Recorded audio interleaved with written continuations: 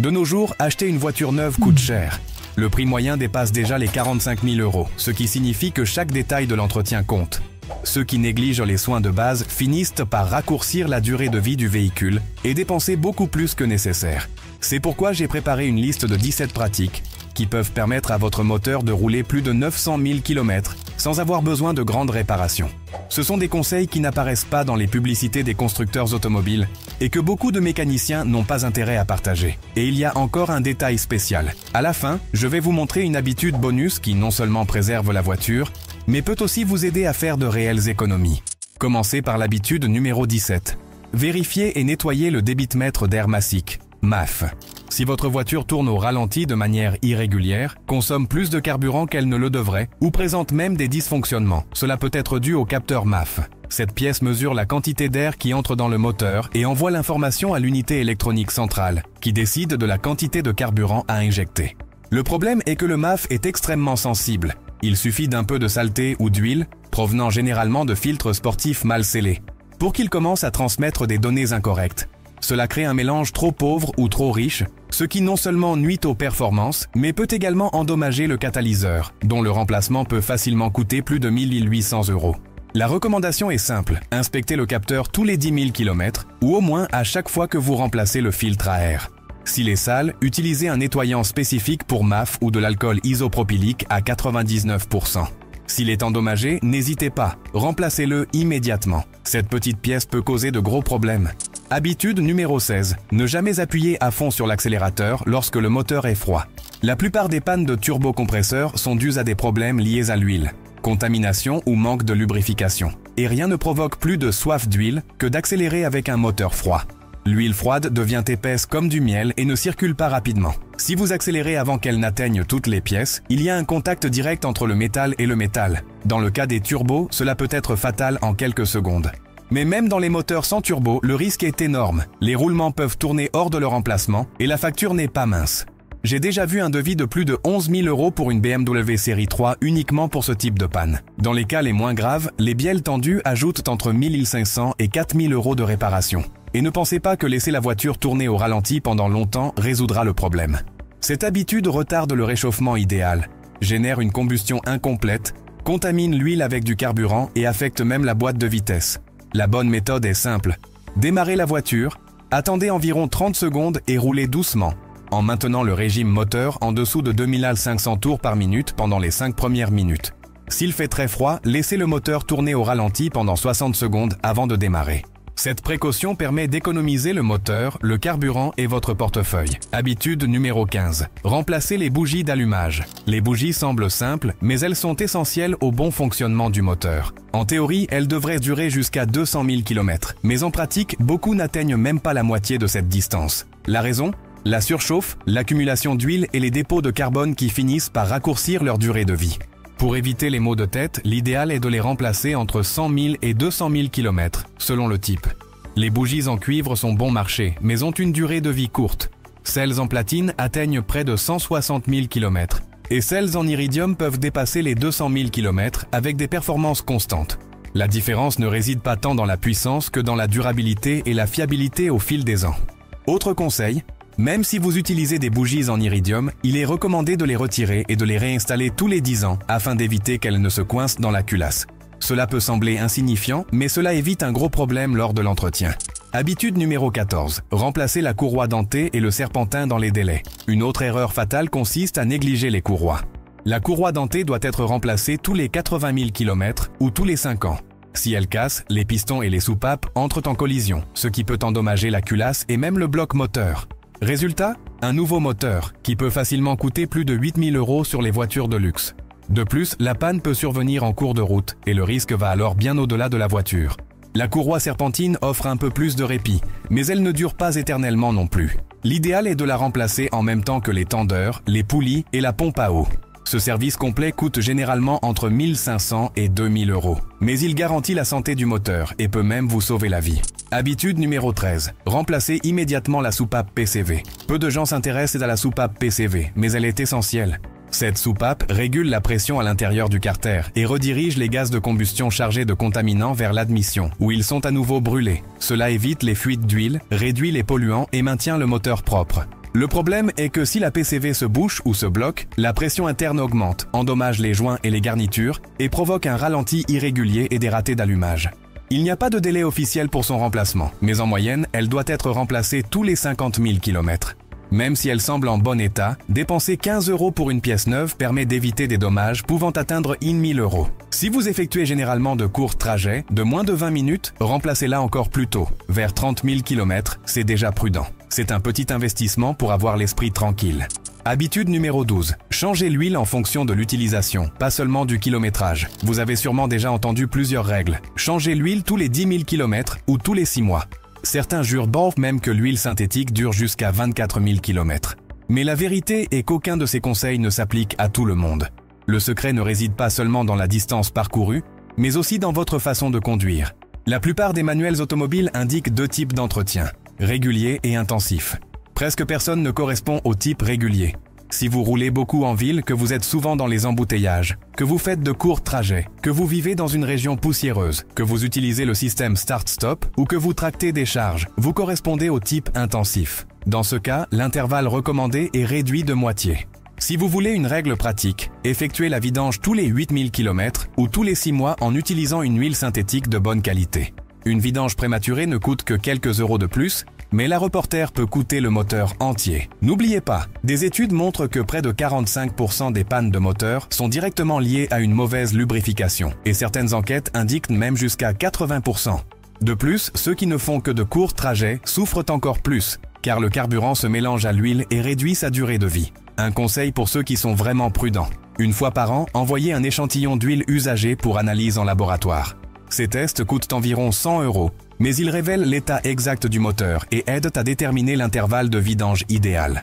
Mieux vaut dépenser un peu pour la prévention que des milliers d'euros en réparation qui peuvent facilement dépasser 4 000 €. Habitude numéro 11. Le liquide de refroidissement est le gardien du moteur. Plus de la moitié des pannes prématurées du moteur sont dues à des problèmes dans le système de refroidissement. Et, selon certaines études, environ 60% des voitures roulent avec un niveau de liquide inférieur à l'idéal. Il est donc essentiel de vérifier le réservoir au moins une fois par mois. En plus de la vérification, il est nécessaire de procéder à un remplacement complet tous les 80 000 km ou tous les 5 ans. Le liquide de refroidissement ne sert pas seulement à éviter la surchauffe. Il contient également des additifs anti-corrosion qui, avec le temps, s'épuisent. Lorsque cela se produit, le liquide devient acide et commence à attaquer les tuyaux, les joints, le radiateur et même la pompe à eau. La corrosion interne peut endommager le moteur. Il est vrai que certains liquides de refroidissement d'origine promettent une durée de vie allant jusqu'à 240 000 km, mais il est trop risqué de s'y fier. Mieux vaut procéder à un remplacement préventif et garantir votre tranquillité d'esprit. Une petite dépense aujourd'hui peut vous éviter des réparations coûteuses plus tard.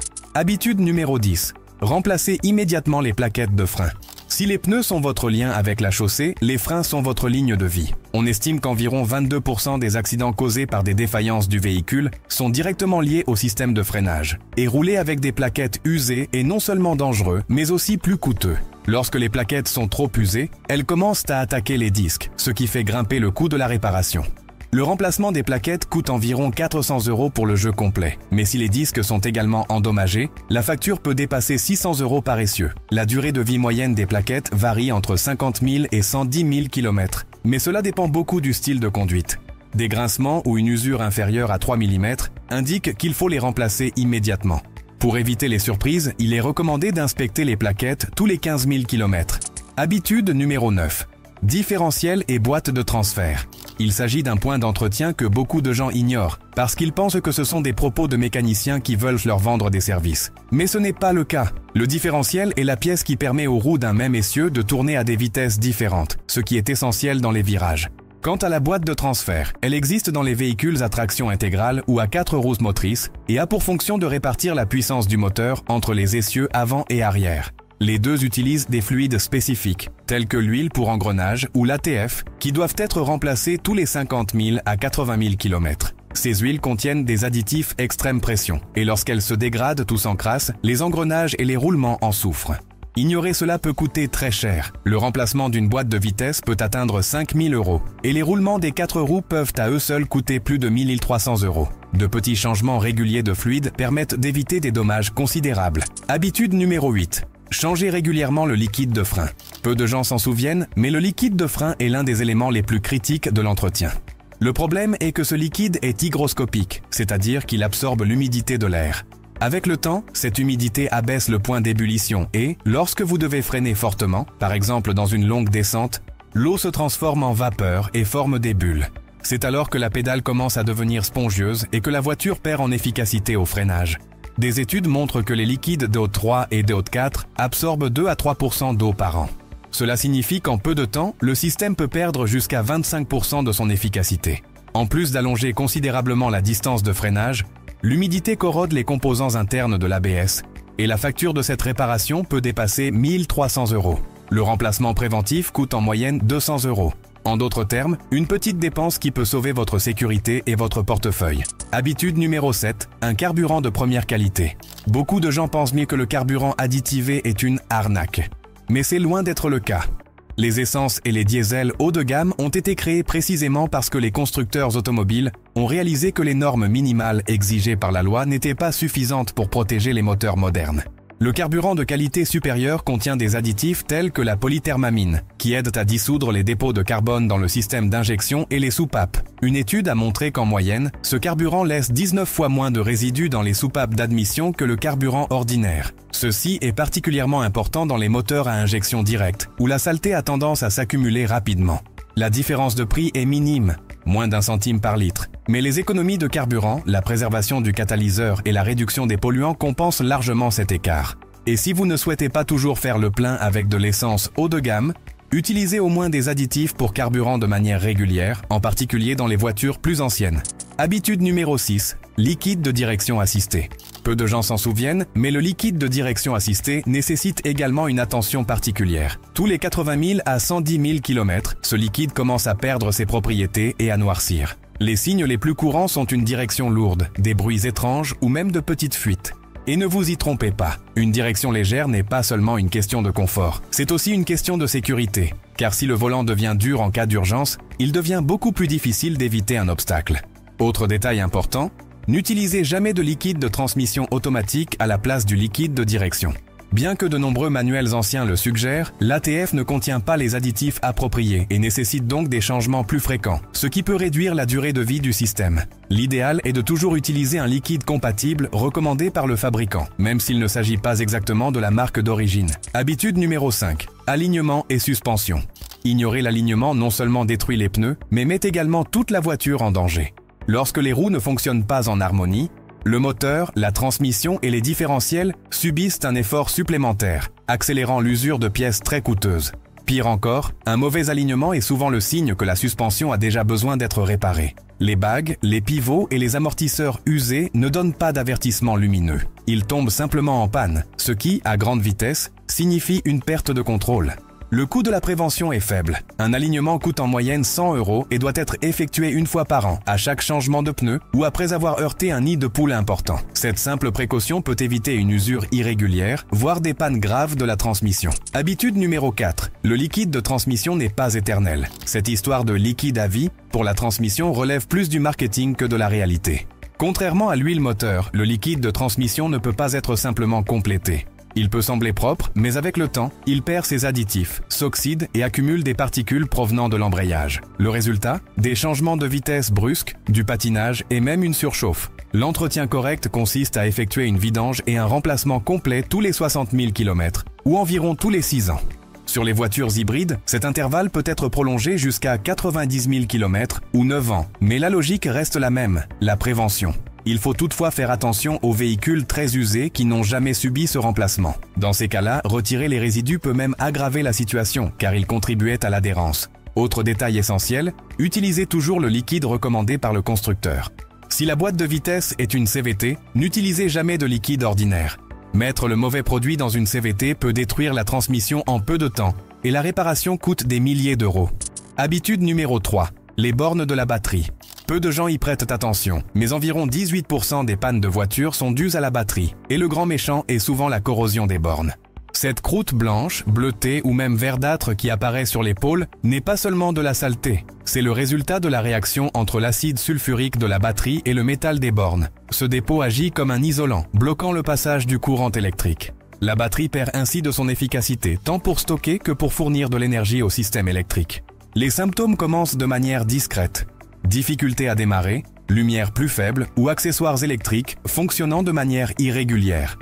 Si ce problème est ignoré, il peut immobiliser complètement la voiture et provoquer une surcharge de l'alternateur, entraînant une réparation coûteuse. Heureusement, la solution est simple et peu coûteuse. Il suffit de préparer un mélange de bicarbonate de soude et d'eau tiède, de l'appliquer sur les bornes et de frotter avec une brosse jusqu'à ce que toute la corrosion soit éliminée. Ensuite, séchez bien et terminez par une couche de vaseline ou de gel anti-corrosion qui crée une barrière contre de nouvelles réactions. Cette procédure doit être effectuée au moins 2 fois par an ou dès que vous remarquez une accumulation sur les bornes. Les garages facturent souvent cher pour cet entretien, mais vous pouvez le faire chez vous pour quelques euros seulement. Prendre soin de la batterie permet non seulement d'éviter les imprévus, mais aussi d'augmenter sa durée de vie et de protéger les composants électriques essentiels de la voiture. Habitude numéro 2, le filtre à carburant. Dans les voitures anciennes, lorsque le filtre à carburant était bouché, le conducteur s'en rendait vite compte. Démarrage difficile, raté à l'accélération et même calage du moteur. Les modèles modernes, en revanche, masquent bien le problème, car la pompe à carburant compense le colmatage dans une certaine mesure. Cela semble être un avantage, mais dans la pratique, cela signifie que lorsque les symptômes apparaissent, la pompe est déjà surchargée, et son remplacement peut coûter plus de 900 €. C'est pourquoi il faut toujours respecter l'intervalle recommandé par le constructeur. Sur certains modèles, le filtre doit être remplacé tous les 50 000 km. Sur d'autres, il peut durer jusqu'à 160 000 km, et il existe même des filtres considérés comme à vie. Le secret est de ne jamais reporter le remplacement simplement parce que la voiture semble bien fonctionner. Habitude numéro 1. Pression des pneus. Beaucoup de gens sous-estiment les pneus, mais ils sont responsables du maintien de la voiture en contact avec le sol. Les statistiques montrent que plus de 35% des accidents dans lesquels le véhicule était en cause sont liés à des problèmes de pneus, tels que des éclatements ou une usure irrégulière. La raison principale ? Peu de conducteurs vérifient la pression tous les mois. Et voici un détail important. La pression correcte n'est pas indiquée sur le pneu, mais sur l'étiquette située sur le montant de la porte du conducteur. Le chiffre imprimé sur le pneu indique uniquement la limite maximale, et non la valeur recommandée. En moyenne, les pneus perdent 1 PSI par mois, et lorsque le voyant d'alerte s'allume sur le tableau de bord, la pression est déjà inférieure d'environ 25% à la pression idéale. En d'autres termes, attendre que le voyant s'allume, c'est trop tard. Les conséquences vont au-delà de la sécurité. Une pression inférieure de seulement 2 PSI nuit déjà à la consommation, au freinage et réduit la durée de vie des pneus. De plus, les pneus ne durent pas éternellement. Même s'ils ne sont pas utilisés, ils doivent être remplacés tous les 6 ans à compter de leur date de fabrication. Les pneus anciens éclatent facilement et rien ne réduit plus la durée de vie du moteur qu'un accident grave. Bonus, carnet de bord. C'est l'astuce la moins coûteuse de toutes, mais aussi l'une des plus précieuses. Tenir un historique détaillé de l'entretien avec les factures et les registres de chaque service peut augmenter la valeur de revente de votre voiture jusqu'à 20%. De plus, cela vous aide à suivre tous les soins effectués, en évitant d'oublier les révisions importantes. Si votre objectif est d'atteindre 1500 000 km sans trop de soucis, cette pratique peut faire la différence entre dépenser plus ou même récupérer une partie de votre investissement lorsque vous déciderez de vendre. Après tout, une voiture bien entretenue trouve toujours preneur à un prix plus élevé. Parcourir des centaines de milliers de kilomètres sans rencontrer de problème majeur avec le moteur n'est pas le fruit du hasard. C'est le résultat direct d'une discipline et de petites routines d'entretien qui, mises bout à bout, font toute la différence.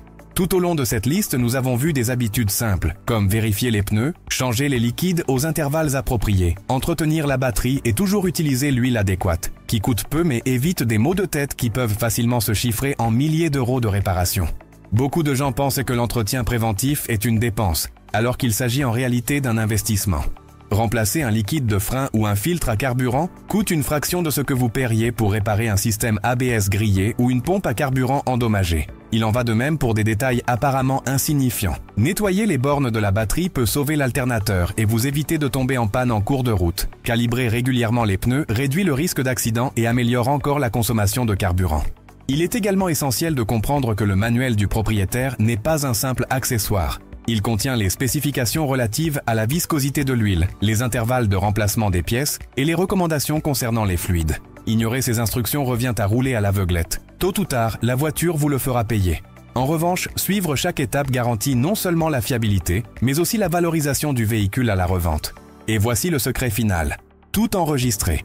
Conservez les reçus, Tenir un journal de bord et noter chaque entretien vous aide non seulement à vous organiser, mais augmente également la valeur de revente de la voiture jusqu'à 20%.